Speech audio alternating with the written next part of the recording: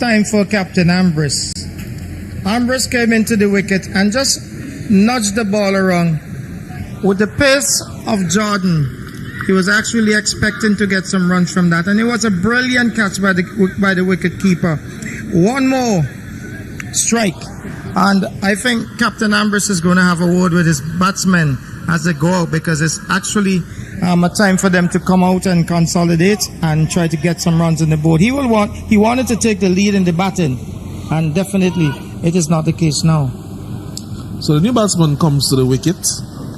It's 2 wickets have gone down. Cian Sween comes to the wicket. 3 for 2. And it's an excellent start by the strikers. Saltpond Breakers will need to mount a very good recovery in this innings, as Jordan is going to bowl now to the new batsman Sween. And that's an excellent shot. That one was turned with some class, just backward of square on the onside. Lovely shot by Sween as he's off the mark with a flowing flick off the pads. Yes, Sween, he's pretty classy, and you can see class coming from that shot. Sween has had mixed fortunes so far in the tournament. He had a couple good knocks, and we're hoping that we're going to see some good batting exhibit from Sween and a good partnership building up here.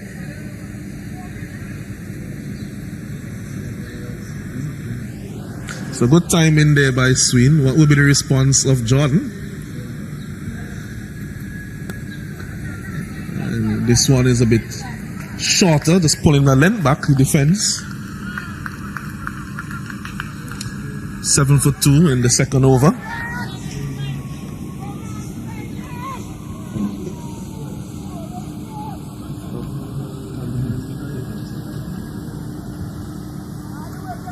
What will be the conversation between the batsmen out there? You're up against a team that came back from behind and defeated you 3 days ago, and you're down 2 batsmen already, 2 class batsmen.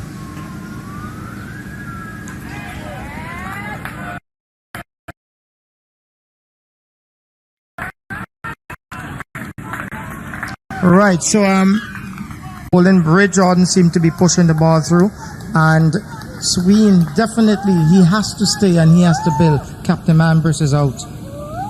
Well, in the same way that the 4 Charlotte strikers were in all respects quite underwhelming in the first part of that game on Wednesday, and they came back with 2 victory. The Breakers will be a chance for a run out, or he gets back into his crease. Hooper, he makes his crease. The Breakers will be saying that in the same way that they mounted a recovery to come back from what seemed like a defeat, that the Breakers will now have to do the same against the same opposition today.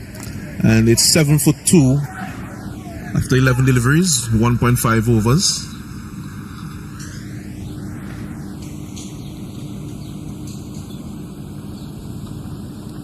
Oh, and this one is beaten outside the off. So that one seemed to just leave him off the pitch just slightly, and that's a very good delivery there by Ray. At the end of 2 overs, it's 7 for 2, Jerome. Well, I guess the plan is to bowl down the off stump and make sure you could contain the batsmen. They ought to go out there and try to get the ball between the gaps, and at the same time, it's power play time, and you're not going to give them much room for playing over the top. So, at the end of the day, they have to improvise and do something about it. It's good bowling so far. They're containing the batsmen. Yes, as Frederick continues from the southern end, the Beckway end, and maybe sometime today we'll have some footage of the Beckway Island that is immediately south of St. Vincent, the most northerly of the major Grenadine Islands. This one is defended to the man at short extra cover. Attempt there to take a run, but correctly sent back by Sween.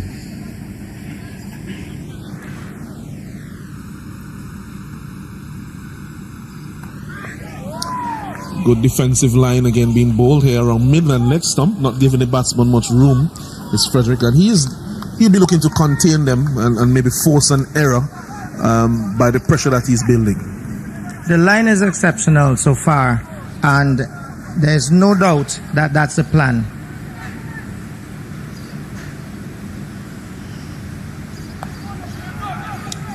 Oh, and that's nicely cut away by the batsman there. They could only get one run, which is remarkable. It went very close to the boundary too. Slight misfield there by the man at point. Seemed to be Peters. 8 for 2 after 2.3. Sween will be on strike to Frederick for the first time in this delivery.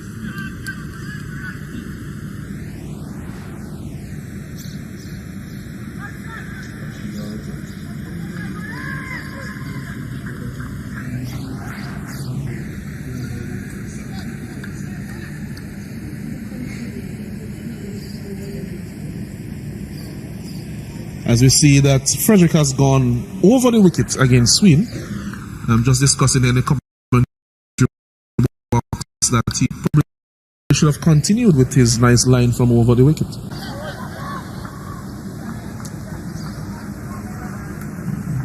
No run off that delivery, dot delivery. Still 9 for 2 in the third. Frederick is definitely bowling down the middle and off, just outside the off stump at times. And he's hardly turning the ball. He's pushing the ball through. This one comes off the inner half as Sween attempts a drive. And good strong throw from the man out on the mid-wicket boundary. Looks like Leroy Williams keeps it down to 1 run. 10 for 2. 1 delivery remaining in the third over. Brings Hooper back into strike. And listen, there's not an urge to make 2 runs. The first run is very slow.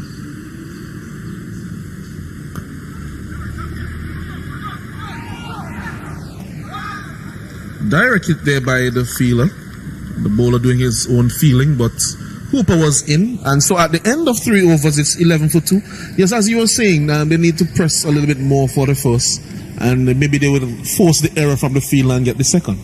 Yes, your back is against the wall and you're getting opportunities for a second run, and you should make opportunities count. We've seen on 2 occasions there was a cutaway going past the man at backward point, and they just jogged the first run. And again, there was another one going down at forward of square, and again a repeat performance. And I think, you know, there are times when you should not make the scoreboard pressure get to you. Work the ball around and get the runs. Agreed, and here's Jordan bowling to Hooper, over number 4.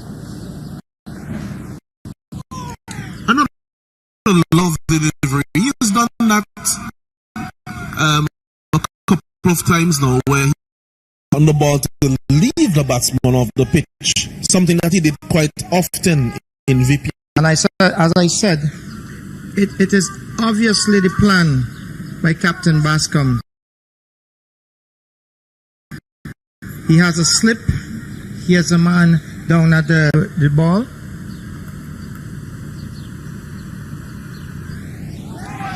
And it's a repeat of the dose. And he's just found that area there. And maybe, you know, that's just too good for the batsman he's bowling to. Maybe another batsman would have been good enough to nick it. Well, yes, he's definitely sticking to his plan. He's seeing the batsman nibbling outside of the off stump, and definitely he's keeping that line. And as I said, the field is set for that sort of shot, and it's a good plot by Captain Bascom. Is there a case for a second slip with those last 2 deliveries and the way that Hooper has shaped up to them?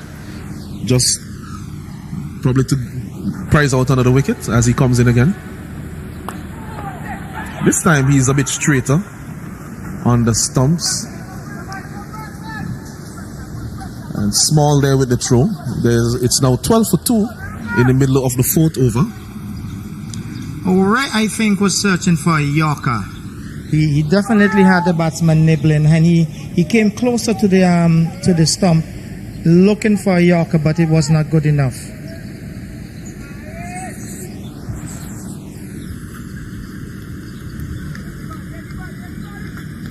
I think I would have kept the same line and maybe just reinforced the field in the slip area.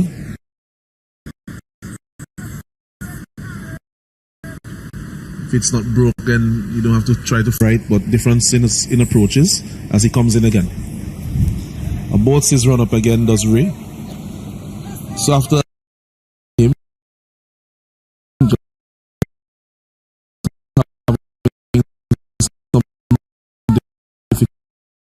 difficulties there. Seems as if in that case the big. I noticed that Captain Bascom, before there was a white space when Ambrose was batting, so there's definitely a change in feel. And there's that delivery again. It's almost, it's a lovely leg cutting delivery. And if you look at the replay, you can see that it's coming in with the angle and it just leaves the batsman off the pitch as they try to play off the back foot with the straight bat. That's a very good delivery. Looking at the batsman, I think the batsman is still not playing with a lot of positiveness. He's able to cover his off stump, but he's just nibbling at the deliveries all the time. It's a good response here by Ray. 4 deliveries, solitary run. 2 deliveries remaining in the power play.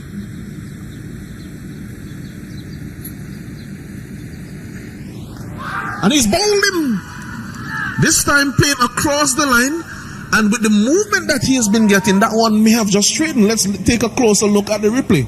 Oh my, Cardinal sin. It's a no ball. So therefore, he is not out, and it will also be a free hit. He has only himself to blame. Let's see why there was a no ball. Is it overstepping? Yeah, for me. Let's look at it. Seemed to be a good delivery. But as I pointed out earlier, Ray was searching for that Yorker, and he did so. He affected the Yorker, but it's a no ball. Let's see.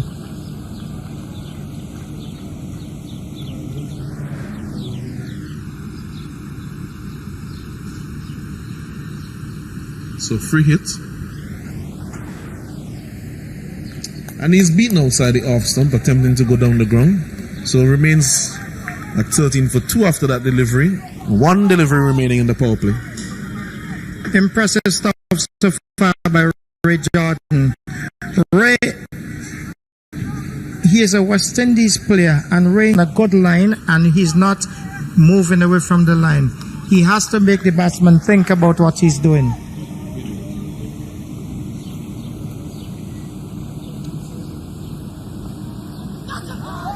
Yes, Ray Jordan, a Windward's player. But you could see Swede here, they're not going in a back on a cross movement, and he has just kept the ball just outside off stump.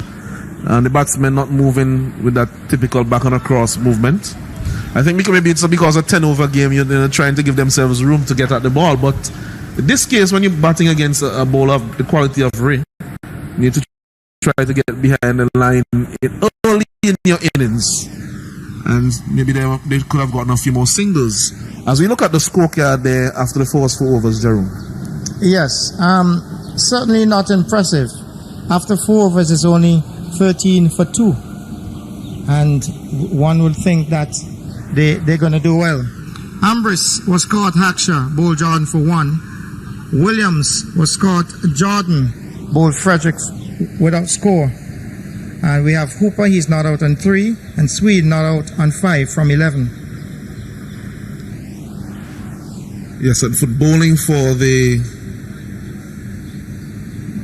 the strikers so far, we have Frederick 2 overs 1 for 5, and Jordan 2 overs 1 for 6. So quite impressive figures there by the opening bowlers, and the wickets fell when the score was 1 run and 3 runs respectively, as we see Small into the attack now at the end of the power play.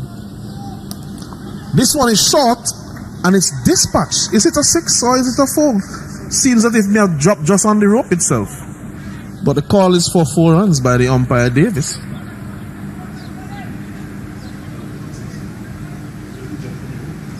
Let's see if it's a 6. Appeared to me as it fell on the rope.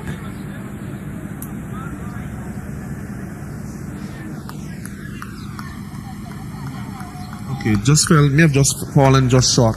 And Small goes in again. This one is cut over backward point, and it would speed away across the boundary for 4. So Hooper, after quite a sedate start, he's getting into his innings, and he has just struck 2 very clean boundaries of the new bowler, Small. Both teams seem to have affected some sort of plan. I'm wondering if the batsmen wanted to see Jordan and Frederick off the ball before opening up, and then better delivery there by Small after 2 short deliveries to start. Follows up with one on a good line and length, and it's a dot delivery. 21 for 2.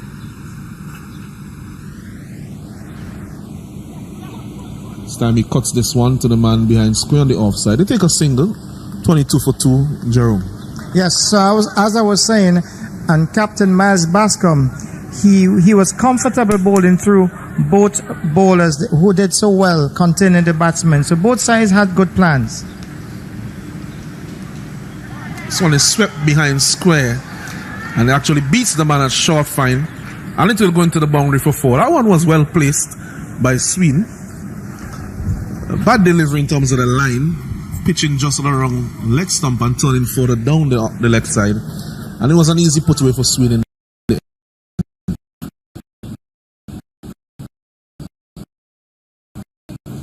Yeah, but a definitely good paddle. So let's see Small's response. This one is punched straight to the man at short extra cover, Pope. No run conceded. That's the end of the over. It's after 5 overs, it's 26 for 2. And I was about to comment and remind our viewers that Small bowl, that very key 9th over in the last encounter between these two sides. And he actually dismissed Sween in that over as well, with a similar delivery to the last one that he was aiming something a lot bigger and was defeated. So 26 for 2 after 5 overs. 5 overs remaining. Where do you see them getting to from here, Jerome? I am looking, if there are 1 or 2 good overs, I'm giving them about 85, 90, which should be a good target still. Yes, 80 also is definitely still on the cards. They'll have to go well, but it's on the cards as we see the new bowler being introduced, Keaton Lavia, with a man of the match performance in the last encounter between these two teams. Contributed with bat and ball. And of course the power play has ended an over ago, and so the field has been spread just a little bit. They can have 5 outside the circle, and they were using 5 in the circle, but it seems as if Bascom has changed his mind and he's now sending out the deep mid wicket. So there's a deep square, a deep mid wicket, a man at long on, man the sweeper cover boundary, and a third man as Lave comes to bowl to Hooper.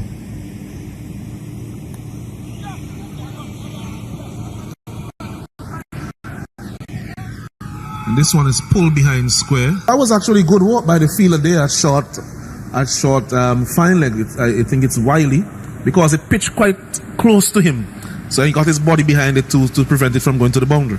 Yeah, we had 1 or 2 mishaps, but definitely the ground fielding is a big improvement. They've been doing well in the field so far.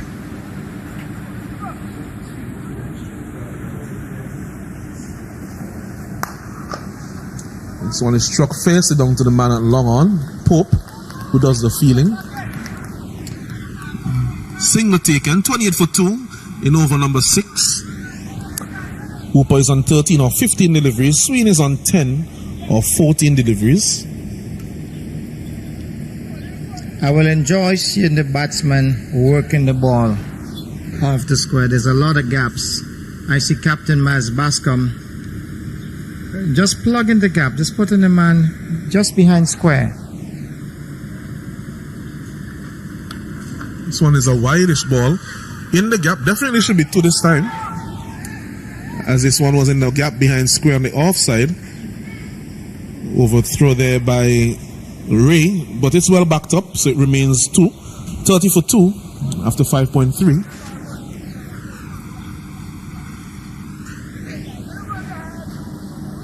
So the square leg has been brought up into the circle, as alluded to by my co-commentator, Jerome. And the long off is now in place. Slow delivery there by Lavia. Driven to long on. Single taken. So 31 for 2. Still quite slow progress. They'll need to get things going from here on if they want to get up to that score of 80 or 85 that you mentioned before, Jerome. Yeah, smart bowling by Lavi. He put the long on out and then it was a definitely slower ball on the stumps. He's bowling. So for the second time Swin is bowled. This time it's a legal delivery. And we know that the pressure was building up because at 31 for in the 6th over, coming to the end of the 6th over, the pressure would have been on them to get moving in terms of their run rate. And this one is based on the replay, he didn't look as if he was actually looking at that ball quite closely, Jerome. As I said in the delivery just before, Lavier, there was a change in feel. There was a long on placed, and immediately after that slow ball, again he repeated, same line, same delivery, and Sween was not even looking at it. Sween went through the line and got bowled. Same delivery. Not impressed. Nevertheless, it's 31 for 3. It will amount to more scoreboard pressure. Yes, as we look at that replay once more, his head was in the air there. If he had kept his eye on it just maybe a little bit longer, he should have made contact with it. But it was good thinking on the part of Lavia. Doesn't seem to have a lot of menace with the ball, but definitely he seems to have some nous and thinks about what he's about to do when he's going to bowl to the batsman. As we see the new batsman in now, Dylan Johnson. A lot will now rest on his shoulders as an experienced campaigner to try to get his side up to a competitive total here on match day 7. Good game plan so far by Captain Bascom. The plan is working, and I believe he's going to stick to his plan. I see a third man coming in now for the new batsman Johnson, Dylan Johnson, and Dylan is known for the good inside-out shot. He's looking for an outside edge, I believe.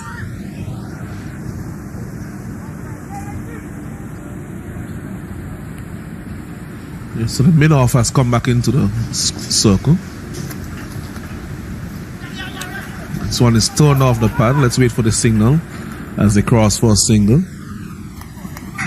Signal leg by there by umpire Dighton Butler. So it's 31 for 3 at the end of the 6 overs, Jerome. Well, we have 4 overs to make at least 50 runs, and one will hope that the batsman will see obviously the gaps, and I will continue to bellow that there's no point trying to go over the top. It's gone past the power play. There's a lot of gaps in the field. You're losing wickets, and it's better off that you get your 2s and your 3s, run your first one hard, and build your total. It's no point going down, with the low scores, and you have opportunities to have runs on your board. Absolutely. As we see a changing bowling from the Beckwith end, Shaquille Brown is being introduced to the bowling. He got a lot of wickets in VPL edition 2.0, which was dubbed More Flavor, More Vibes. And he'll want to put in a good performance here again for his side and ensure that they restrict the Saltpan Breakers to as low total as possible. As we see some alterations to the field, the square leg is being brought up into the circle. There's a man at short fine, there's a man at point in the circle and an extra cover. And this one is struck and it's caught. A very good catch by Rashid. Very good catch by Rashid there. He judged it very well because that one was hit with the wind. He made sure he stabilized himself on the boundary and held his balance, and that was a very good catch. Magnificent stuff. And as I said earlier, it's all going out good for Captain Miles Bascom. The fielders are showing their colors. They've won game before, and which means the players are on a high. And they're definitely doing well in the field. They've won into blunders. But I'm seeing a team that is full of energy and with some point that, well, look, we need to win this game and we're going to go all out to win this game. It was a great catch. So the new batsman looks like Rickford Walker. He's coming out to bat to replace Johnson.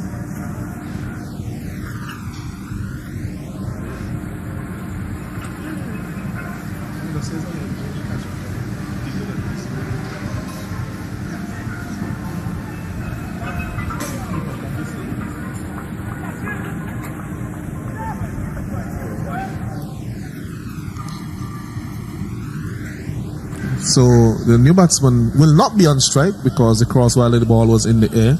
So Hooper comes into strike. A few changes to the field. There's a man on sweeper cover boundary. Man at third, man at long off, long on is in place as well. And there is a deep mid wicket. The other four are within the 30-yard circle. Brown to Hooper.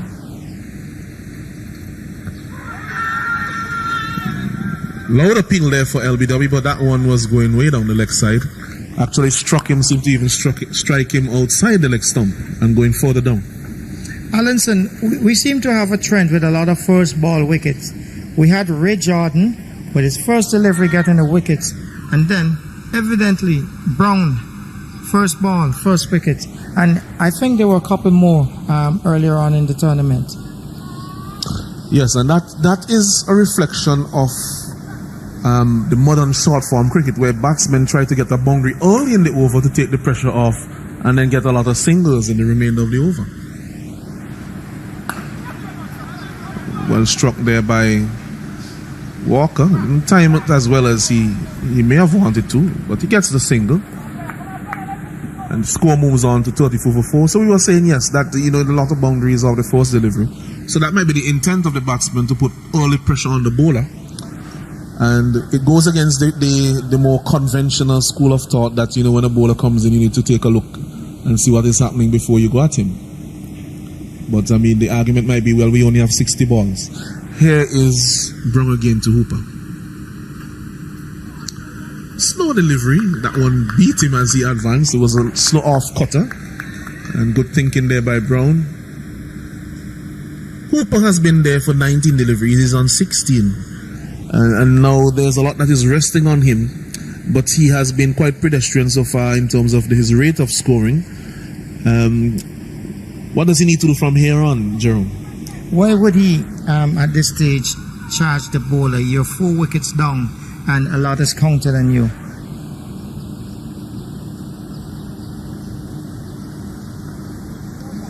That was a wide and well taken by Haksha. Seems to be quite agile behind the stumps. Likes keeping back to the pacers for sure.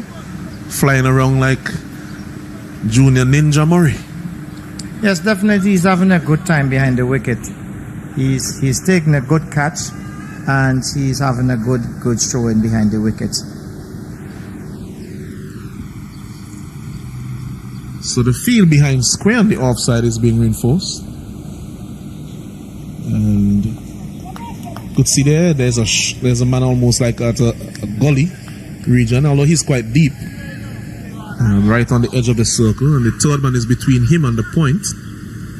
Interesting field being employed, but I guess he's asking the bowler to keep the line outside off stump.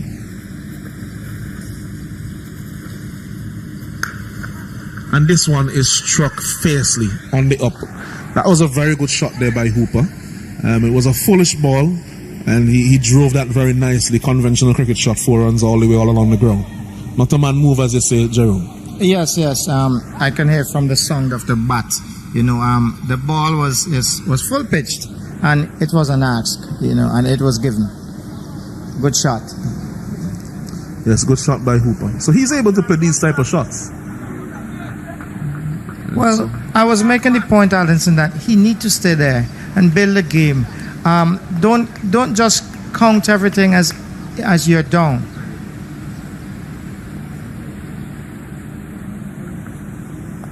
Another slow delivery there from Brown. And he's got him. He's run him out. That's very good work by Brown. Hooper was just ambling down the wicket.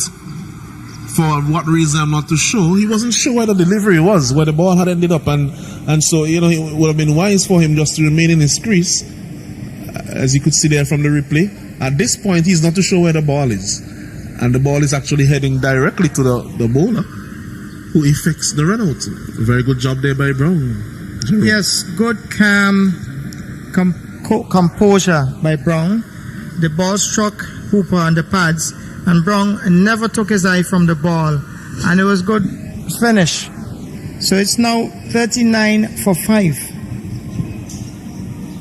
I'm wondering what will be the message from the bench, Allenson. Well, they definitely want to ensure that they are there after the next 18 deliveries, that they want to bat out the remainder of their 10 overs, and to see how many they can get. They are around 40 now, 39 for 5. So Walker, who is an experienced cricketer as well, Pope, national under-19 player when he was under-19, has a lot of experience as a youngster. They would have to put their heads down and still see how they can get runs at a fairly good rate while preserving their wickets. Maybe they might be able to end up around 70 or 75 runs, which from where they are now would not be bad at all.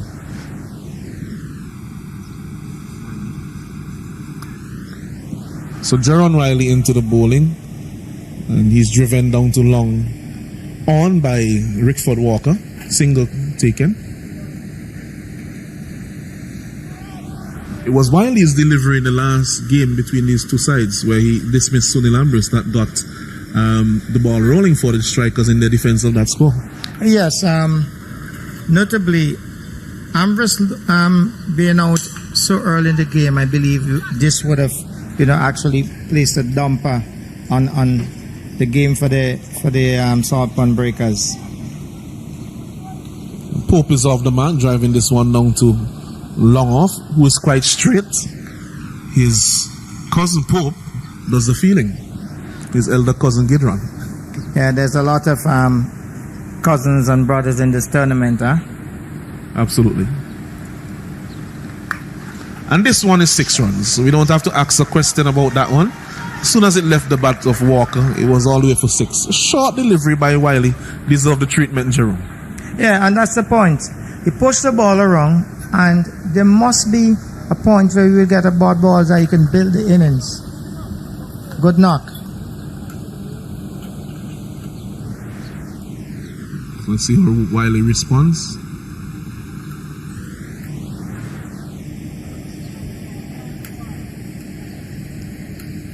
Three fielders on the boundary on the leg side are the square leg, the mid wicket, and the long on. Square leg just back with a square. This time he goes down the ground. Oh my, and for one moment there I thought he was going to be caught by Ray, who was coming in swiftly, but the timing was not there at all in the shot, and it fell quite short of him. I am still asking myself why after the power play the batsmen, they're trying to reach the fielders on the outside, and there's a wide gap on the onside, and there's a bit of a gap on the offside for the right-hander.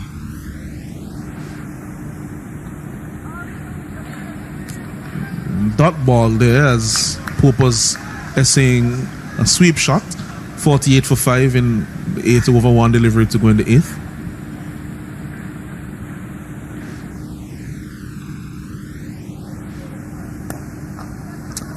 Punches this one down too long. It was a shortest delivery. He may have been able to get a few more runs if he had gotten it just slightly squarer in the gap between the mid wicket and the long on.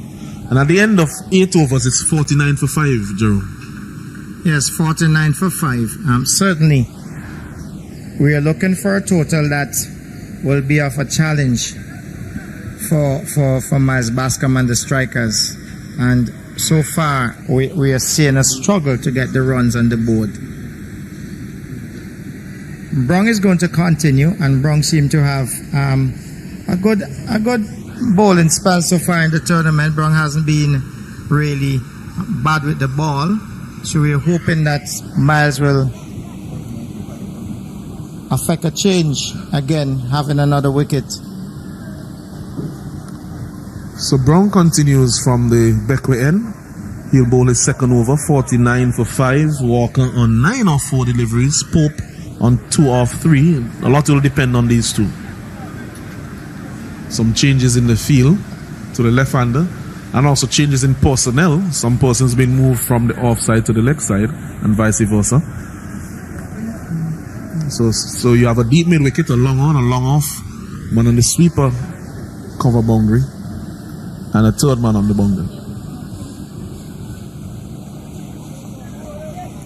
He's beaten outside the off stump there, Pope, opening up to play through the leg side. Ball is quite wide outside the off stump, and you could see his batting partner is going down to have a word with him. I'm on 9 or 4, just get me this strike. I think that's what he's telling the youngster. Yeah, there's a bit of mistiming of the ball, trying to hit the ball too hard, and there's quite a bit of gaps. Just place the ball and turn the strike around.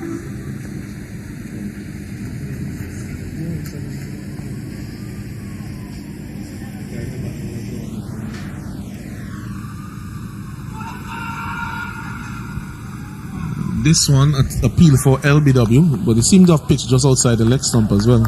And not upheld by umpire Davis as we look at the replay. Yes, touching down outside the leg stump. But Pope is looking to hit the ball very, very hard, having just come to the crease. He'll be well advised just to knock it around, maybe for a delivery or 2, feel it in the middle. And then if he's there in the last over, then he could have a go. 50 for 5. So the 50 coming up after 8.2 overs. And definitely we need more runs on the board for a good contest here this morning. So what can Walker say about that? Let's see here. This one goes for 6. And that is exactly why he would have gone down to the youngster and saying, that's not your job at this point in the game. And Pope has played a lot of cricket, even though he's a very young man. He has played Winwards on the age group cricket. He has played national age group cricket, and so on. And so he should be aware of what is required of him in this situation, seeing that Walker is already striking the ball nicely. He looks pretty well composed, and I believe he's taking the senior batting partner there. So let's see how he's going to change the game here for the Breakers.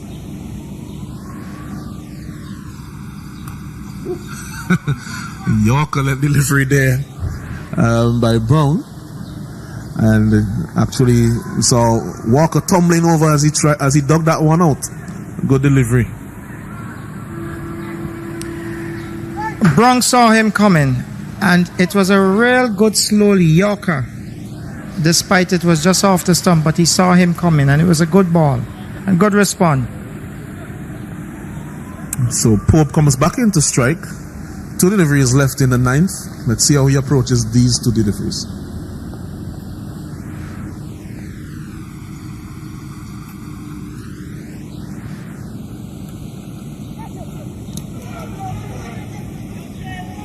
Again, he's beaten outside the off stump, aiming something big.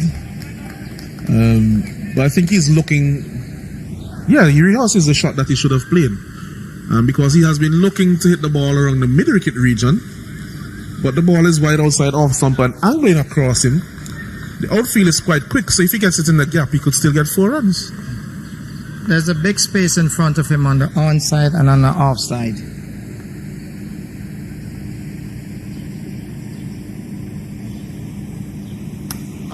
Now he gets the full toss and aptly puts it over mid-wicket. So he gets the ball that he can put over mid-wicket, and if he had gotten some of the others, then, he would be under less pressure. Well, finally, but the ball was a full toss. It was straight on his bat. And he did what he was supposed to do. But before that, there was no point trying to hit the ball too hard. Push the ball into the gaps. Get the 1s, get the 2s, and the bad ball will come. Absolutely. And this is now the end of over 9, 63 for 5.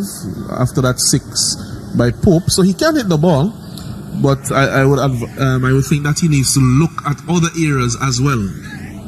That one came into the slot that he was aiming in. But when it's outside of that area, then he should look to the other parts of the field. And he has a shot to play there as well. So he shouldn't restrict himself to always just thinking over the leg side. As Lavia comes into bowl the last over, something that he did in the previous game very well, as he closed out the defense of the target that they had. And he'll be bowling to Walker. How will Walker go against him? Can they get to 75 or 80? Let's see. It's a wide delivery, correctly called by umpire Butler. That one was quite wide of the stumps. It's an obvious plan that he's asked to bowl down the off stump. Looking at the field placing, there's only 3 men on the leg, and the remainder is on the offside. But there's a lot of opportunity for the batters to get some runs, especially on the onside. So this one is shorter, punched on the offside. Misfield by Leroy Williams, and the batsmen get 2. And they're looking for the third. It's not on. And you could feel the glares towards Williams by his teammates after that effort. Brings Walker back into strike. Yes, that's why you have to run the first run hard and look for the opportunities, and that's evident.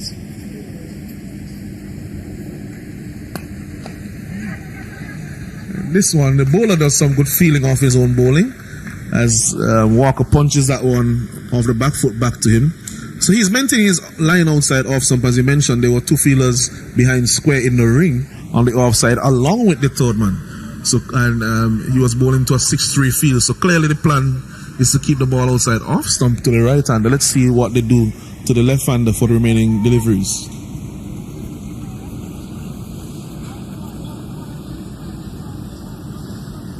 So a more even look to the field now. It's a 5-4 field.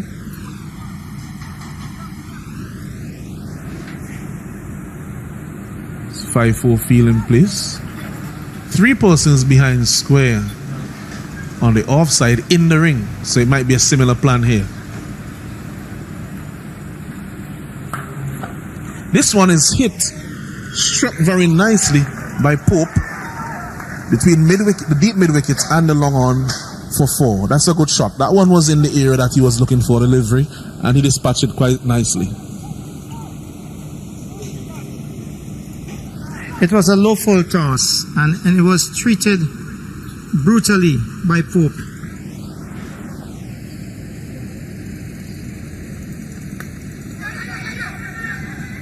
And is that caught on ball? Yes, he's got him caught on ball there.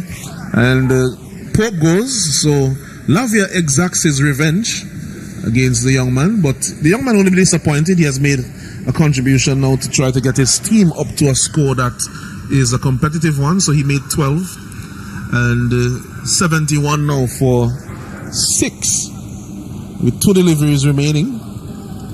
And the batsmen seem to have crossed, which will get Walker back onto strike, which is what the Saltpond Breakers would want at this stage, as Kenzie Joseph comes to the crease.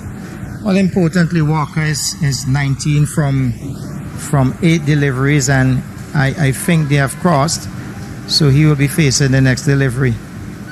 So we could be looking for 80. Yes, if he gets two blows, you'll get around that 80 mark, which we have seen defended so far in the tournament. So it's by no means, although it's not up to a par score, it by no means puts you outside of the realm of winning. What was the last score in a couple of days ago, Allenson? Was it 80? Yes, in the last game between these two on Wednesday, the Fort Charlotte Strikers scored 80 in their innings and were able to defend it, winning by 3 runs.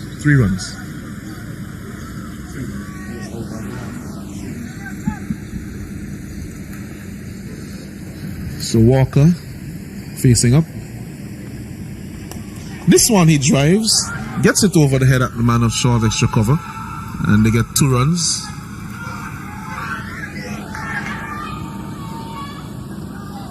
Is that one run out? Yes, Joseph goes run out. That was the last delivery, so fair enough, they're trying to get as many as they can. But probably they should have had 1 less than they had, because if somebody had just held the ball, or even the bowler, if he had gotten back to the stumps with the force throw that came in, could have prevented that But at the end of their 10 overs, the Saltpan Breakers have gotten a score of 73 for 6, and they've defended 67 so far already in this tournament, so they are by no means out of the game. Yes, definitely. I'm a bit disappointed that there wasn't more runs on the board, because there was certainly opportunities where they should have had the extra run, having struck deliveries down on the boundary and only had a single. Nevertheless, the run is on the board. We say catches win match, but when you run your runs, it also can make you win match. Let's look at the scorecard. Yes, so Sunil Ambrose, he was caught catcher ball Jordan. A magnificent catch by the wicketkeeper for 1 of 2 deliveries. Oziko Williams was caught Jordan bowled Frederick for none. Shaman Hooper was run out of Brown off his own bowling. He made 20 of 21 deliveries. Sween made 10 or 15 before he was bowled by Lavia after getting a life being bowled off for no ball previously. Johnson was caught Frederick bowled Brown without scoring. Walker, the top scorer, he was not out of 21 of 10 deliveries. He did a good job to keep his team in contention. Pope, the young man, he was caught on bowled Lavia for 12 of 9 deliveries, contributing to his team there. And Joseph was run out without scoring, 73 for 7. And let's look at the bowling now of the 4 Charlotte Strikers, Jerome. Yes, so let's look at the bowling card here. So Frederick, he had 2 overs. He had 5 runs scored from him in 1 wicket. And Jordan had 2 overs and only 6 runs, and he had a wicket. Small came in, and Small had 1 over, and he had 13 runs, and he didn't have a wicket. And Lavey had 2 overs. He had 15 runs, and he had 2 wickets. Brown was pretty tight, but after a while he got off, and he was 19 runs scored from him, and he had 1 wicket. And Wiley had only 1 over, and he had 10 runs scored from him. Just something to note here, Jerome, that in the last game between these 2 teams, Lavey also bowled 2 overs, 2 for 15. So will Lightning strike twice? I'm wondering. So let's look at the fall of the wicket. The first wicket went at 1, the second at 3, 31, 32, 39, 71, and 73. So there were 2 notable partnerships, one for the 3rd wicket and one for the 6th wicket between Walker and Pope. So at this time we'll take a short break, and we'll be back with live action in the run chase here at the Arnorsville playing field in VPL 3.0 from the Ashes.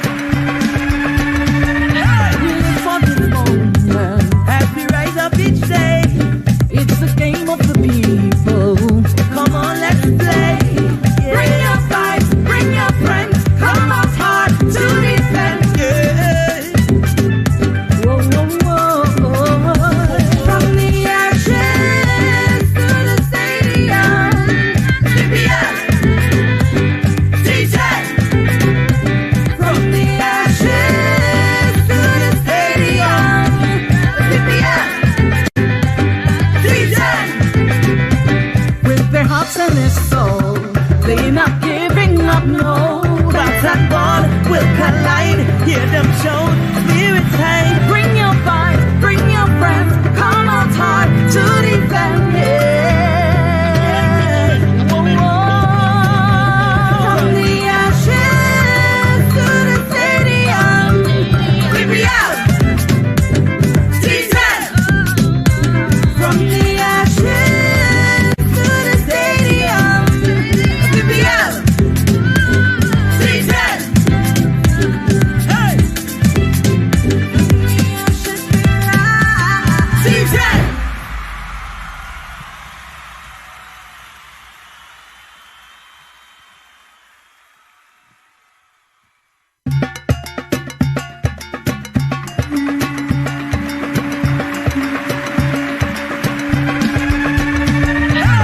For this moment, as we rise up each day, it's the game of the people.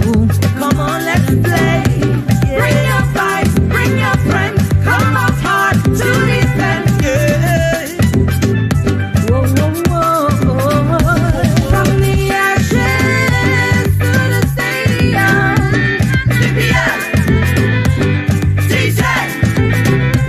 From the ashes to the stadium, VPL, D10. With their hearts and their soul, they're not giving up, no. That's that God will collide. Hear them show spirits hang. Bring your vibes, bring your friends. Come out hard to defend it. Whoa, whoa. From the ashes to the stadium, we be out. D10. From the ashes to the stadium, we be out. D10. Hey. D10.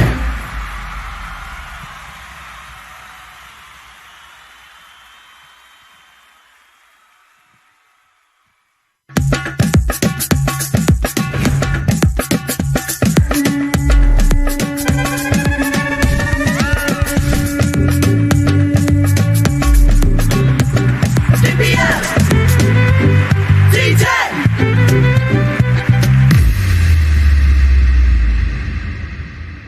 Welcome back to the Arnorsville playing field here in St. Vincent and the Grenadines for the Dream 11 VPL 3.0 from the Ashes. Here with me in the commentary box is Jerome Dick and this is Alanson Cruikshank, and we are about to have the resumption of play here where the 4 Charlotte Strikers will be chasing a score of 74 to win, and they have 10 overs to do so, and the Saltpond Breakers will be looking to defend their total. And so the opening batsmen are coming out. It's Haksha and Miles Bascom. And good day to you, Jerome. Yes, Alison, thank you.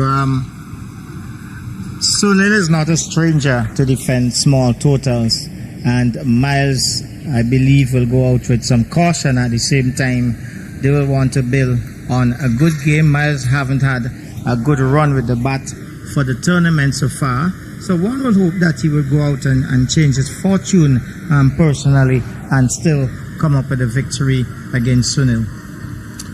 Yes, and a good knock from him here should see his side home, but of course we have seen lower totals than this defended so far in the tournament, and they would be well aware that they defended a total of 80 versus the same opposition just a couple of days ago. So they will not be taking the chase for granted, or they should not be taking it for granted at this stage, although they require 7.4 runs and over.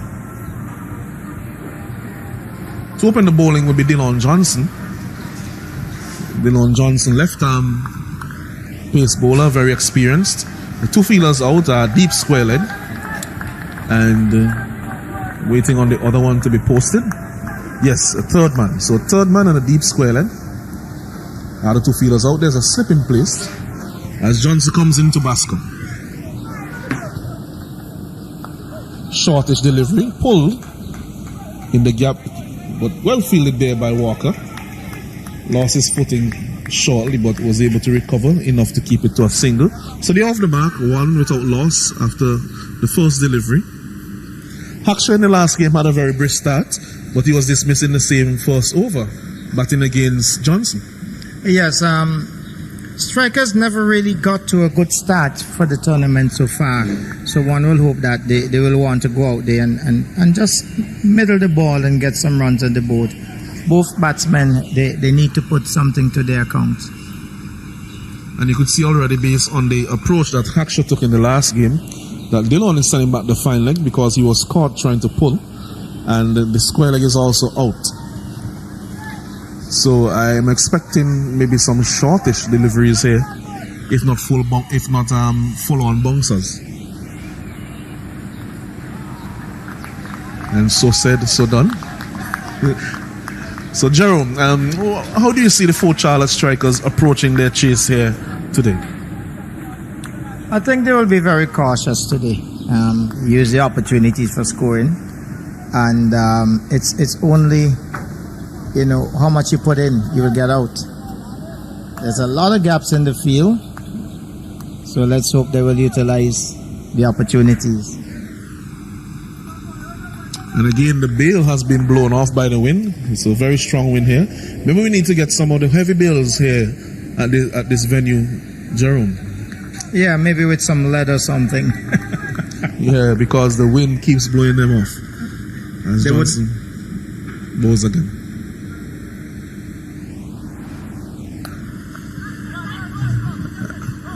And that time the bounce almost eluded Joseph, who was on the boundary. But I have mentioned in a previous game that he's a goalkeeper, so his goalkeeper reflexes came in there handily, or that could have been embarrassing for him. It was smart fielding. He waited on the bounce on the turn, and he definitely made a good dive, good stop.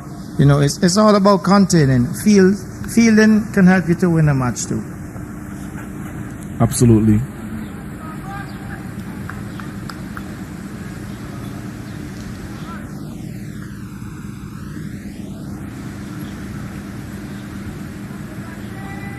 Alanson, let's look at the field. So we have a man at the backward square, and we know that Bascom, he likes to hook and he likes to pull. So we're seeing a change by Dylan Johnson. Yeah, the square leg is going now forward of square as opposed to being backward of square. And they're reinforcing that area just behind square on the left side. So again, you're expecting more shortish deliveries based on the field set.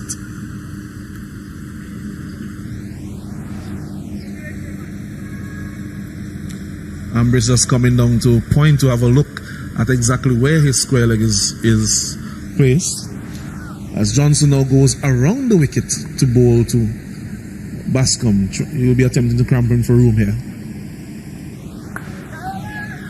Good delivery, good line, good length, well played off the front foot there, and a single taken by Bascom. He's now 2 off 2 deliveries. Haksha is on 1 off 2.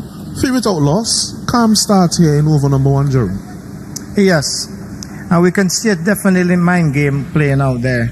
Ambrose, he's working his guys around, and he's definitely working hard to contain the batsman.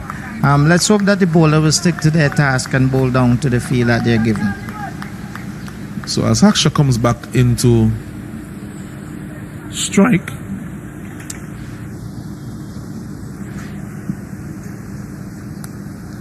again short, so that is definitely the plan to him. That is definitely the plan, and there's no surprise there based on the field set that is what they're going to do. He's not bowling the full-on bouncer because, of course, he has only 1 per over, but he's definitely not going to go up in the half of Haksha. Yes, and you can see that's definitely the plan.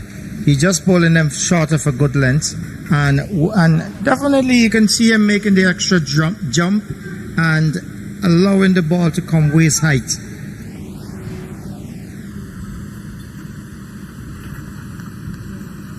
This time, oh my, thought that may have been an opportunity for a catch, but it falls short of Walker at points.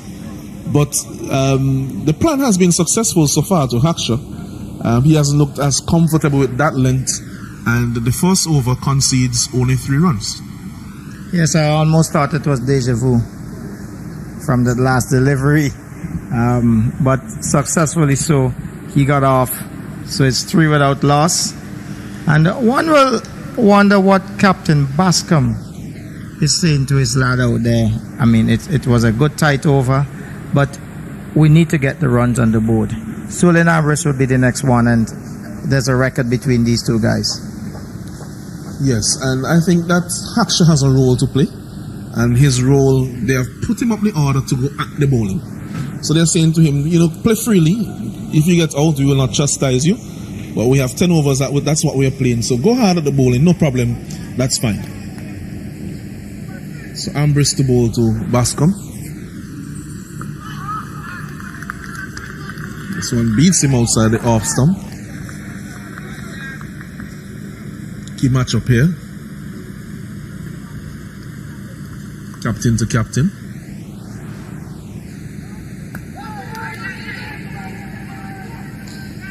Single taken, so that's good running. Played it with soft hands, and again, that's something I mentioned in a previous game that, it's not always the gap finding per se with the wrist, but also the weighting of the shot. So if you play the shot softly, you'll be able to get a single, and if you hit it hard, straight to the man. I'm here laughing away because these two have a history, and Miles will want to get off, off the mark with Ambrose this time around. So Haksha comes into the strike, and we know, I could guess what his approach will be. He'll keep going at the bowling.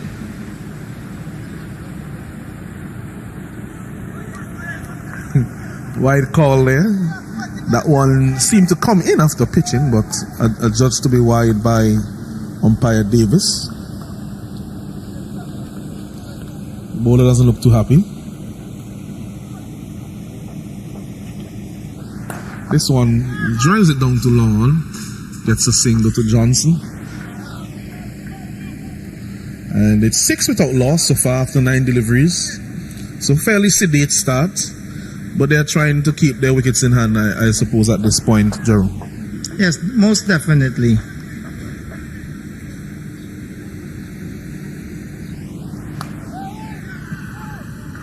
Well played again by Bascom. Intelligent cricket. So he gets a single. He'll be trying to get as deep into the innings, make sure that he's there as close to the end as possible as a captain. At 6 runs for the first 3 or so deliveries, you should be in good steering, to get the game out of your opponent's hand. Because the other 3 deliveries, you can pick them around and build yourself to get at least 8-9 runs over. Because I'm supposing that you're waiting on a bad ball. So Ambrose to Haksha. Straighter line this time opted for by Ambrose. He was keeping the ball outside off stump, but this time opted for a straighter line.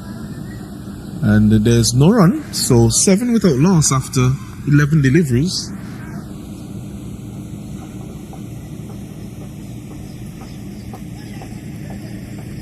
This time it's called wide.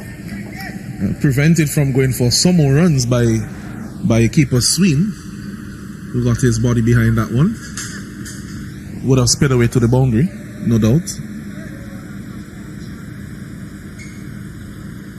And this one is another wide.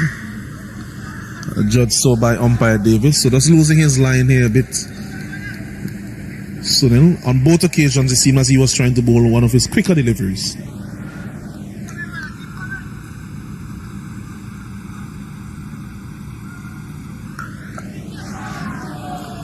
And this one has gone for 6 runs. It seemed like Haksha, he had preempted that, Ambrose is trying to keep it a little wide outside off stump, just back of a length. So his back foot, if you could see there from where it was actually outside of off stump. So he got a little closer to that one, tugged it over mid wicket, and that was a good 6. A good shot. I think it was a bit premeditated though.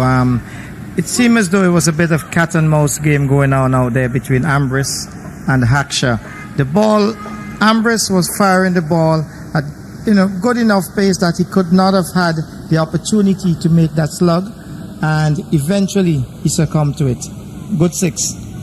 Yes, absolutely. So he came up with his own plan after seeing what the plan was from the bowler, and he was successful in his execution. As we have Javon Samuel, left arm orthodox bowler, spinner. He will be introduced now to the bowling after 2 overs, and he'll be bowling to Bascom. Driven by Bascom there, no run. Fielded by Pope at cover. Tijon Pope, that is. Gideon Pope is playing for the Strikers. Uses his feet that time. Doesn't get to the pitch, doesn't make contact, but his pad was in the line of the delivery, so smart enough batting there by Bascom, quite experienced, ensuring that he would not be stumped. This time, he gets it into the gap. That's 4 runs. He attempted that shot in a previous delivery and Pope did the fielding, but this time he was successful, Jerome. Yes, I saw it coming. And I think the bowler wanted to keep a particular line down the off stump. But look at this. Over pitch.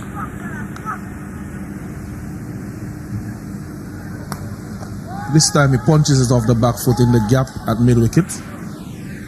May have been time for 2, but they do not take on the arm of Johnson, who has a very strong arm. And they're saying to themselves, probably no need for the risk just at this point. We are going, the rate is not overwhelming, so we could just keep it going. So 2.4 overs, 20 without loss. Chasing 74. They're just on or about where the required rate needs them to be at this point.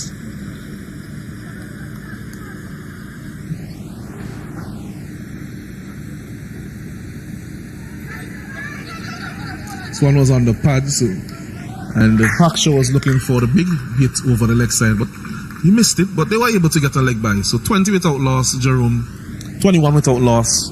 2.5 overs, not a bad start so far from the Strikers. Yes, it is so important to get a good start, and we're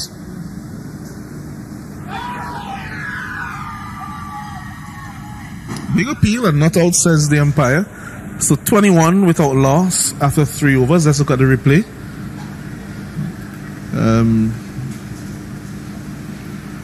So there was no signal, so he may have deemed that it came off the pads. So 21 without loss after 3 overs. They're going at 7 runs and over. And you were just mentioning something before that, Jerome, so you could continue with your thought. I was just mentioning the style that Bascom, the approach of Bascom in this innings. Very good watchfulness from him. He's pushing the ball around, getting the ball off the middle of the bat, and I think he sees the opportunity to seize a victory here. So Ambrose will bowl his second over. They have kept Dylan Johnson back for maybe one in the middle or one at the end. Good Yorker length delivery, punch back to him by Hakshaw. So 21 without loss.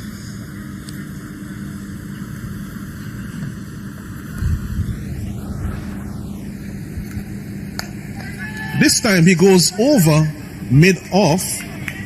Excellent feeling by Oziko there. Keeps it to 2 runs. That was excellent feeling by Oziko Williams. He was in pursuit after it even before it went over, he said. As soon as he saw the flight, he had already turned his back, and you could see there from the replay, he was running after it, and he was able just with this step to get it back, and that was very good work by Williams. This time should be caught. Yes, and he is caught. Kensley Joseph, very good catcher, very good fielder. We mentioned before that he's also a goalkeeper. He doesn't drop many. Well, he's definitely showing that he has some form as a goalkeeper. Made a good stop, over a go, and there we go. Good catch. Fielding could actually put the opponents on the back foot, and they're definitely showing that they intend to win the game today. Ambrose, for some reason, he's bowling very calm, and I think that he's looking for a chance, which actually there's a chance now to pull the game back. Yeah, and that is the case, and Hakshaw would be disappointed with that one because it was more or less a half volley, and he didn't really get his drive in the gap. If he had gotten it in the gap, it was 4 runs for the taking. So he'll be disappointed with his execution on that particular delivery as Sealroy Williams comes out to replace him, to join his captain Miles Bascom. In the 4th over, it's 23 for 1. It is important that Miles could stay there and steer his team through victory. I'm seeing a difference in an approach to the game today. So let's hope that he will guide his team through. And Sunil will want to do likewise with the ball. Yes, Williams just taken his guard, about to face his first delivery.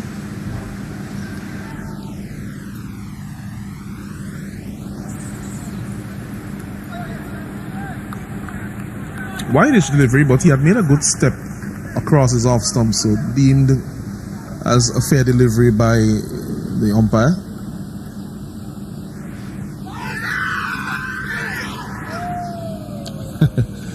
A vociferous appeal there by Ambrose, but not upheld by umpire Davis. Seemed as if he was struck a little high and also maybe just outside the off stump with that move across his stump.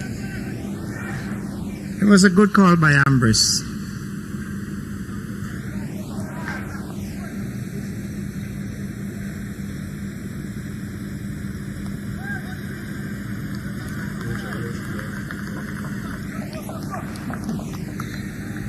Oh my, and it seems as if the fielder there has done a little mischief with his knee in attempting to field that one. But he gets up, looks to be doing fine now, Javon Samuel, as he's about to bowl from the northern end. So the power play has finished, 23 for 1 after 4 overs. And let's just have a look at the batting card so far. 4 Charlotte strikers. Bascom is 9 on 10 off 10 deliveries. The only batsman dismissed was Hacks record Joseph Bolambris for 10 off 11 deliveries. And Roy Williams is on 0 so far. He has not yet scored off 3 deliveries. And the bowling for the Saltpond Breakers, 1 over for Johnson, 3 runs, 2 overs for Ambrose, 1 for 14, and 1 over for Samuel, who continues now. And he has gone for 5 runs. Do you think they do too many dot balls during the power play? Yes, I think they could have a few more singles. The run rate required might not be very high, but they don't want to get stuck. So this one, he punches this one into the gap, but John sees around very quickly. And once he has the ball in the hand, then they're not going to try to run to his arm. So 24 for 1 after 4.2 overs. Young Williams, we mentioned it in a previous game. He scored 30 in their second game. A young batsman who has a lot of talent. Quite conventional in his batting approach. But sometimes, he could be looking for shots in some areas that, leave you wondering at times. So he'd be well advised to keep the ball along the ground as much as possible, and also to hit in his areas where he's a bit stronger, which is down the ground and through the offside, and when go through the onside when he gets something short or bad delivery.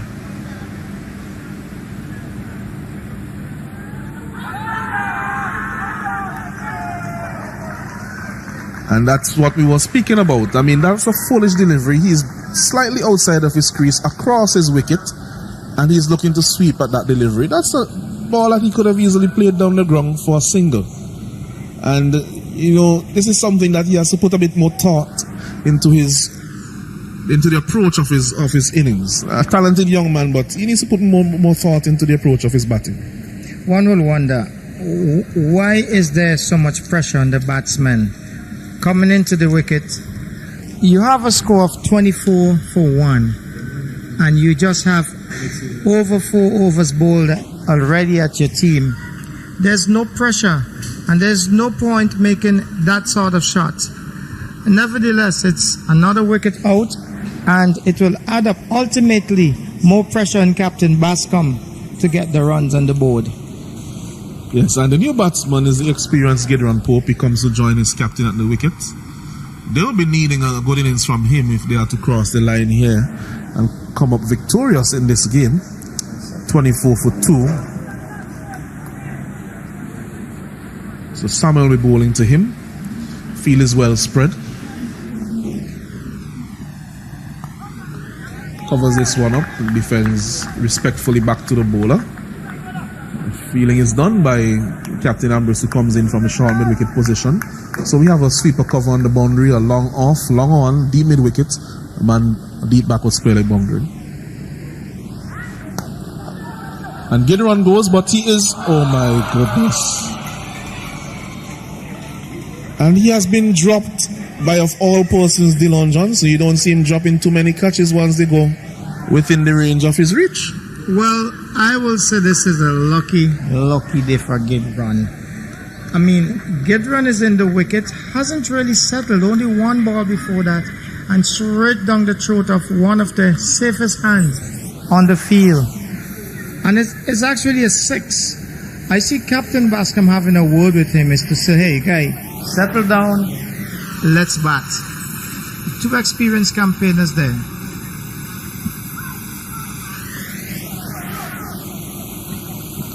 Samuel will be very disappointed there, the bowler, Jevon Samuel.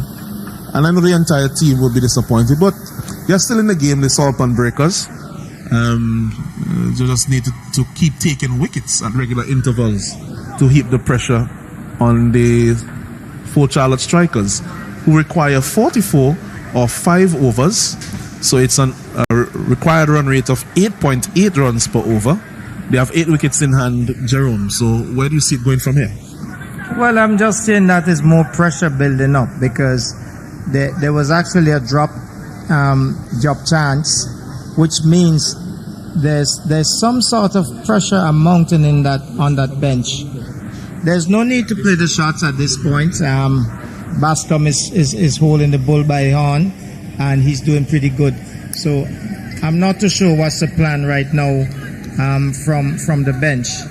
Captain Bascom is there, and he should be leading in his charge for victory here. Yes, his aim seems to be that he wants to carry his bat through the innings. Make sure that he's there right at the end. As we see a change in bowling, Jeremy Haywood comes into the bowling. He'll be bowling right around the wicket, his off breaks.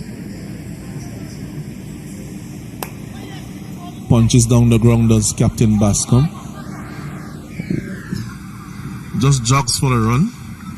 Gideon actually was the one who was sprinting the first one, which is good to see. Not something that you see quite often from him. So 31 for 2 at the beginning of the 6th over. 5.1 overs gone. Interestingly, there's a big white space on the onside for Pope, and I think it's an opportunity for him to settle his game and get the runs on the board.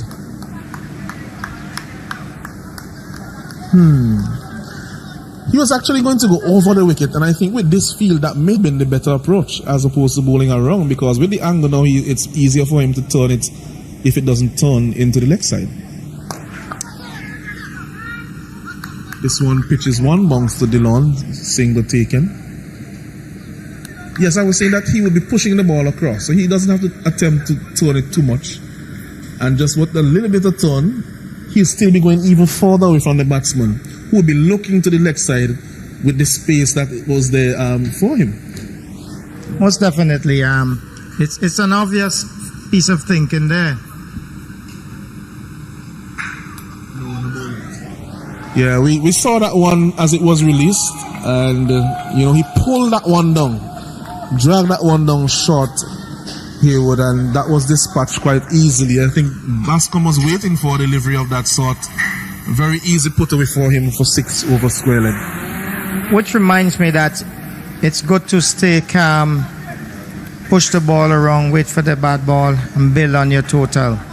A bit of puzzle for me is that after the 4 overs, after this delivery,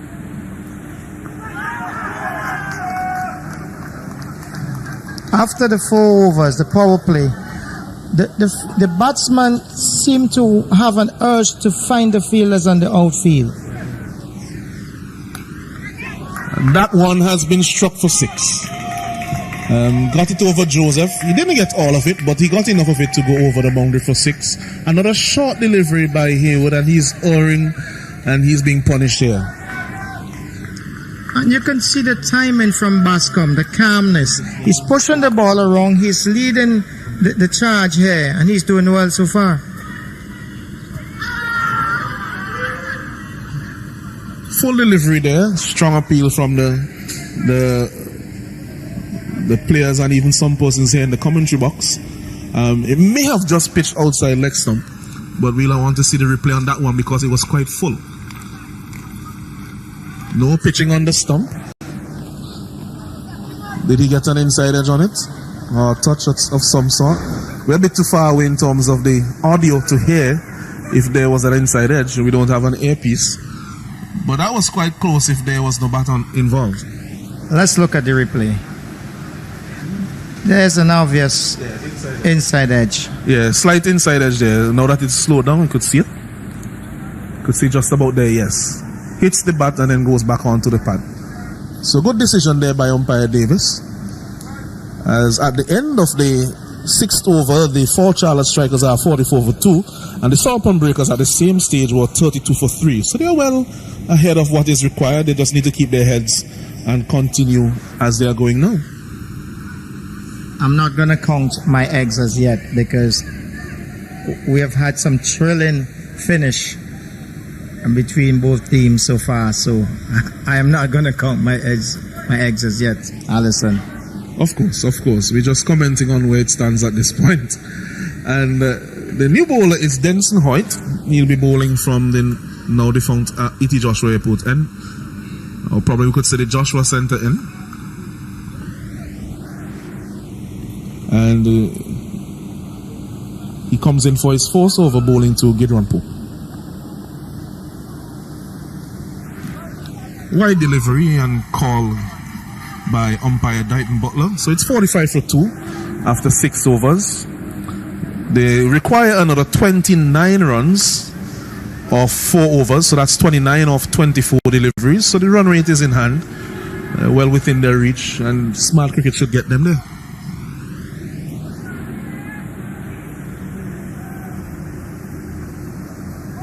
Oh, that one is a good delivery. That one seemed to be coming in with the arm and just left him slightly off the pitch, beating Gideon outside the off stump. Good delivery there by Hoyt. Still 45 for 2. I am hoping that Pope is not going to make pressure, make him succumb to the bowler, because he's just nibbling at the delivery and not scoring. I think that was what he was trying to do on the previous deliveries, to get it down to third man. And they get 2 runs. Oh my, Oziko, he held the ball just a little too long there. He doesn't have the strongest of arms, and I think that Pope knew that. And so he made that one into 2. I don't think he would have taken 2 to maybe Dillon or even Sunil himself, or somebody like Pope, or even Walters. Well, I can see Captain Bascom applauding the effort. He was very pleased with that, running the first run fast, and then he was able to get the second. And good stuff. I said Walters, it should have been Walker, sorry. Another good well-lined delivery, good length as well by Hoyt. He has proven himself so far to be quite disciplined in terms of his line and length in this tournament, Hoyt. Yes, he has 4 wickets already in the tournament, and his average is 7.25. So, and he's doing pretty good so far in this tournament. So Pope removes his helmet, sends it off the field.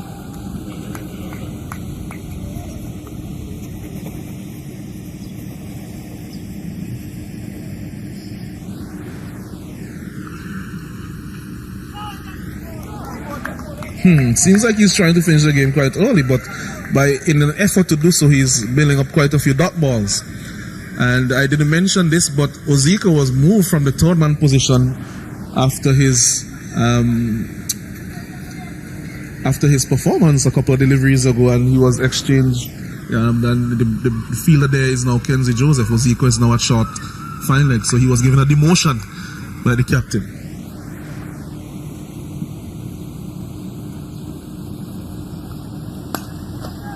This one has been struck quite hard, but goes straight to the man at long on, Captain Ambrose. Single taken. So 48 with 1 delivery remaining in the 7th. So after all of that, really, the over has only gone for 4. So this is a good over so far by Hoyt. Can he finish it off well? If he doesn't go for a boundary here, it would be a very good over in the context of what we have had so far. It's a lot of pressure building up on Captain Bascom. There we go. Pope, he batted 5 deliveries, and there was a lot of dot balls in between there. And then Bascom, who is the pick of the batsman there, only he has 1 to face.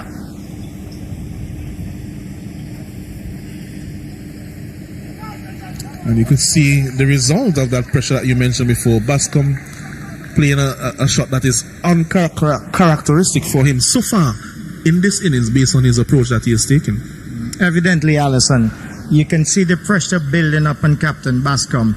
Bascom has so far deposited good composure. He knows what he's about. He has been taking the singles. He's waiting on the bad balls. And for the first time, I'm seeing him losing his composure, going for a big swipe over long on and missing the ball completely. I think that is scoreboard pressure, Allison. Absolutely. And with that last over, just going for about 4 runs, Ambrose, as a skipper, has seen it very fitting to bring back his main bowler, Johnson, at this point, because he knows another tight over here will make the game very interesting for the last two and will put some pressure on the batting team. So he has brought back his most experienced bowler. Conversely, if they are able to get a good amount of runs, maybe 8 or 9 or 10 of this over, they will put the pressure back fully on the shoulders of the Saltpond Breakers. And Ambrose himself is down on the long on boundary for Pope. So I guess he is making a good gamble here. So 26 needed from 18 deliveries. And this one should be caught. Yes. And so Pope goes, and as determined there and planned by the captain and executed well there by Dillon, that one was very wide.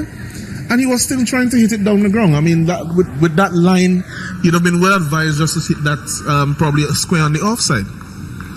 Seeing Pope, his last few innings, Pope is not himself. Pope has been struggling for runs. He's tugging the ball from outside of the off stump back onto the onside.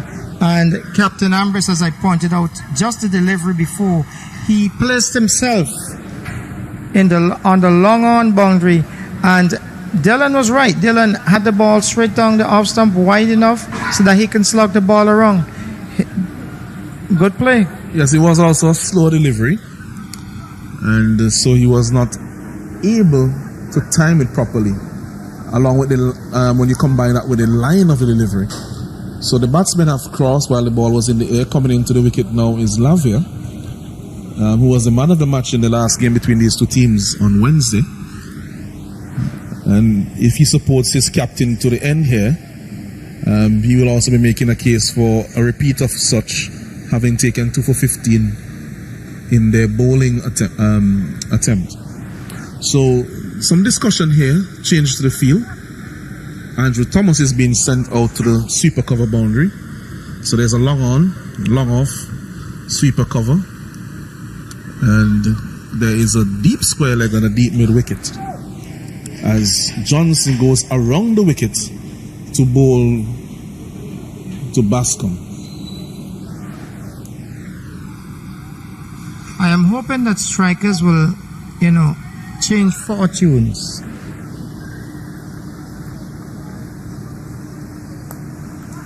Turn nicely behind square. Really should be 2 runs. Oh my, and there was Tijon Pope. He is rapid across the ground, and he was in very quickly, got the throw in, and if keeper Sween had gathered that one, Bascom would have been back in the hut.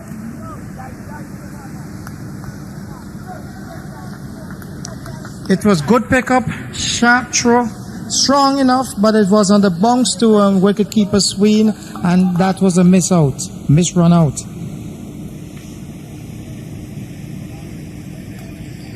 Oh my, and the edge goes down to third man for 4. I was about to say that after all of that, the edge, it always comes into hurt the bowler, especially when there's no third man.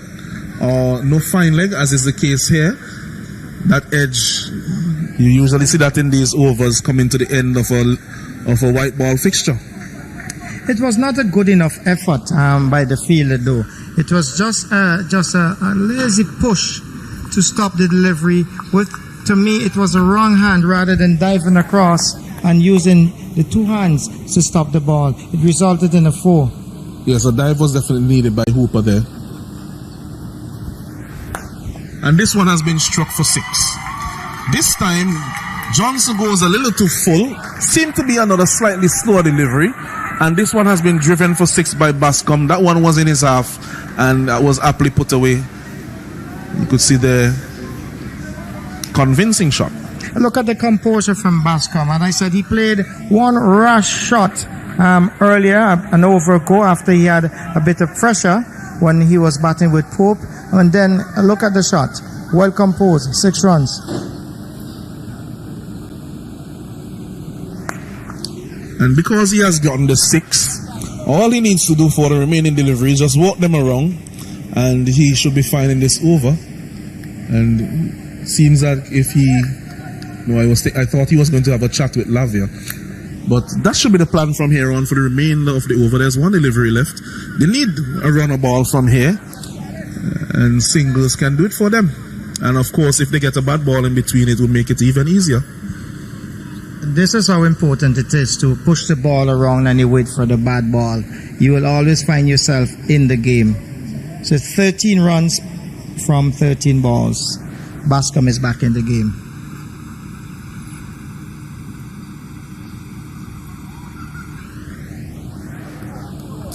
This one is left alone quite calmly by Kyoto Lavia.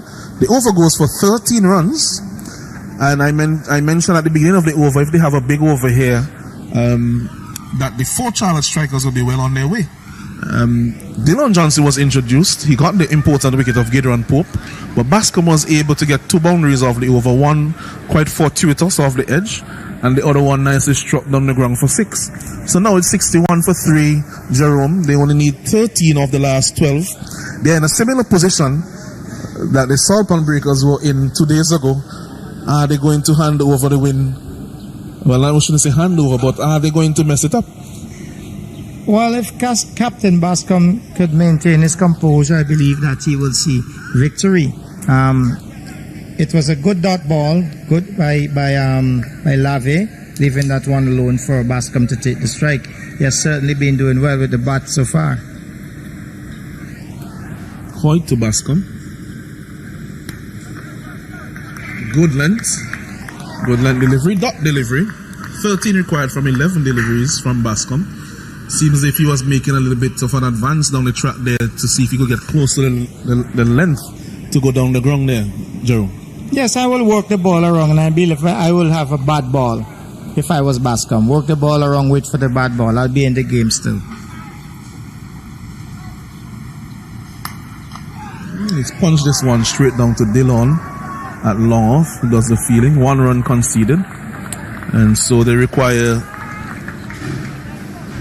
12 of 10 deliveries.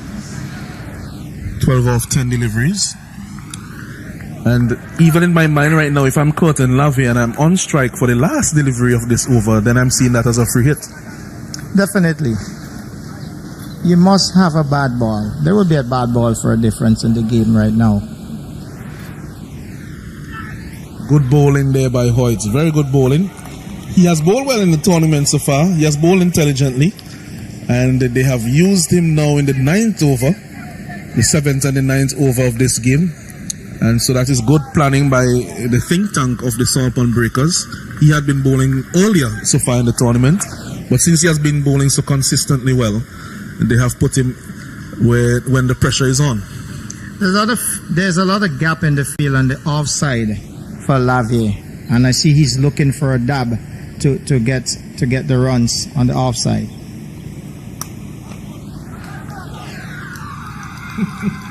And another dot ball, and so it is now the equation is now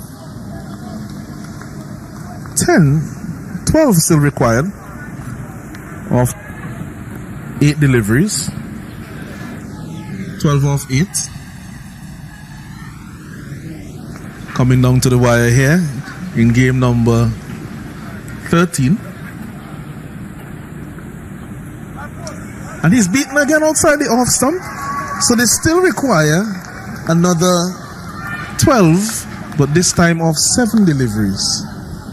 Are we going to see a repeat of what happened on Wednesday? Deja vu.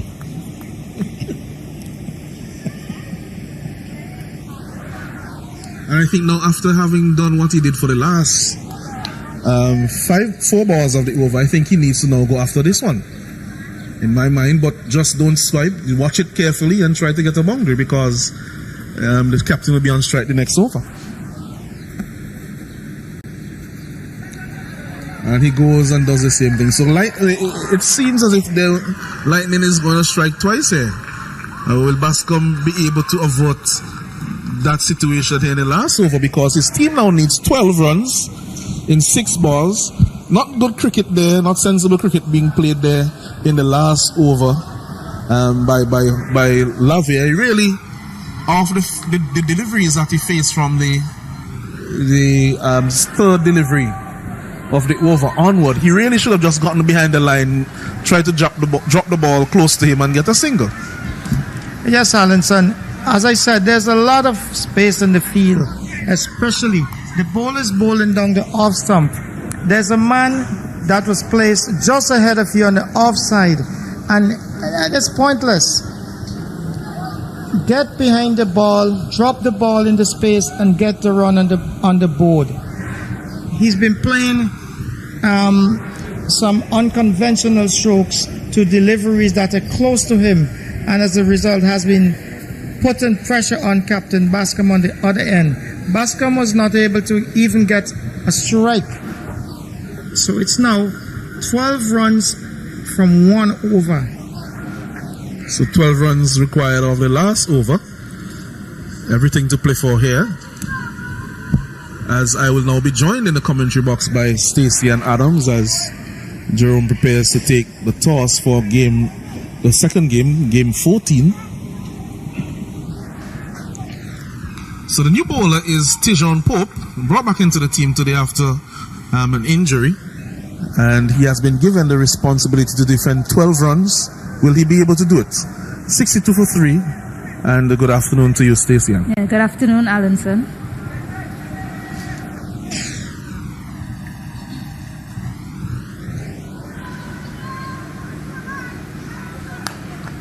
And this one goes for only 1 run. So 11 or 5 deliveries required. That's the result that the Saltpond Breakers would have wanted. Just a single conceded to Miles Bascom. Definitely, unless of course Curtin Lavier could manufacture a boundary somewhere. Well, he has a lot of making up to do after what happened of the last few deliveries of the penultimate over. So here's Pope to him.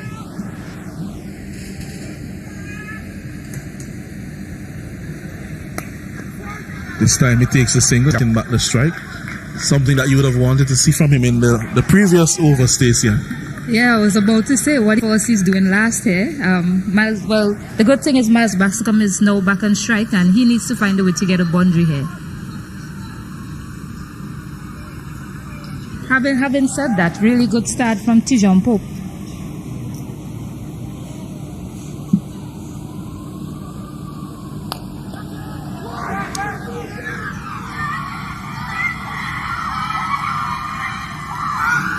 And it's missed again by the keeper. There really shouldn't have been 2 runs there. And the throw came in quite hard and flat. And if he had gathered it, Bascom would have been short of his crease. Yeah, in this situation, yeah, I mean, both teams have to find a way to keep calm here. And the team that's under pressure is the batting team at the moment. So 8 needed from 3 deliveries. And this one has gone for 6 runs. Excellent shot by Bascom. So they require now 2 from 2 deliveries. He has brought the equation down with that shot. Good chance taken by the captain.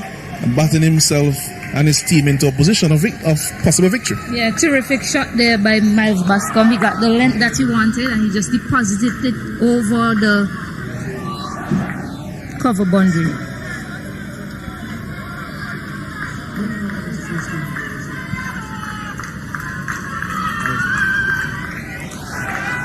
So, with that shot,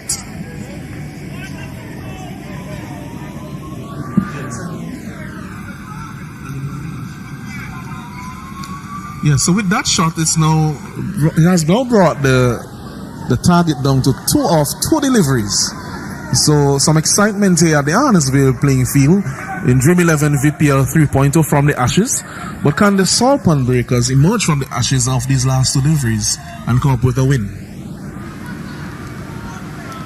This one is tucked behind square for 4, and that's the end of the game. Miles Bascom has brought up his 50, and he has taken his team to victory, 50 runs off 28 deliveries.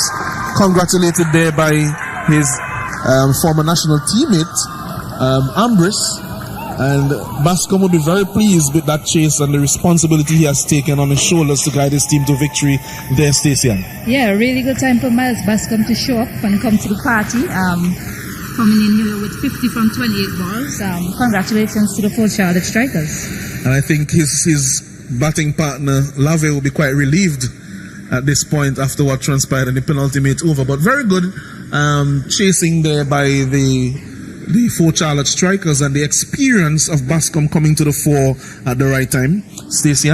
Yeah, definitely. Let's not forget they were excellent with the ball in the bowling innings, backed up by 2 excellent catches early up in the innings of the Saltpond Breakers. Yes, so congratulations to the Fort Charlotte Strikers on winning today. Remember that this game was a matchup between 3rd and 4th, and as we look at the match summary, Rickford Walker top scored with 21 of 10 deliveries as the Saltpond Breakers made 73 for 7. Curtin Lavey had 2 for 15 off his 2 overs, and Rashid Frederick and Ray Jordan, they were very miserly in the opening spell. So they went for 1 for 5 off 2 overs and 1 for 6 off 2 overs respectively. While the Fort Charlotte Strikers responded, winning off the penultimate delivery of the game. At one point they needed 8 off 3, but that delivery, the 4th delivery of the last over went for 6, and that brought the equation down to 2 needed off 2 deliveries. And Miles Bascom not out on 50 from 28 deliveries. And Jevon Samuel had taken 1 for 12 off his 2, and Ambrose 1 for 14 off his 2. Denson Hoyt, commiserations to him, having bowled 2 overs, none for 5, the 7th and 9th over of the chase. So the Fort Charlotte Strikers have won by 7 wickets. Stacey, and just give me some comments on what you just saw in that game. As I mentioned before, it was an excellent day out with the ball for the Fort Charlotte Strikers, and let's not forget an excellent catch was taken by Ray Jordan, backed up by an even better catch by Cosmos Hackshaw to dismiss the key batter Sunil Ambrose. They continue throughout. The Saltpond Breakers was able to put a somewhat competitive score on the board, given that they were able to defend 67 earlier in the tournament. But I think Miles Bascom really did well. He steered his team to victory. He made sure he stayed there till the end, which was very important. You need to have a set batter when you're chasing scores like this to take you all the way to the end of the batting innings. Yes, thank you very much, Stacey. And at this time, we will take a break. Remember that this is a Dream 11 VPL 3.0 from the Ashes. And when we come back, we will have game 2 of the day for you. We'll be back shortly.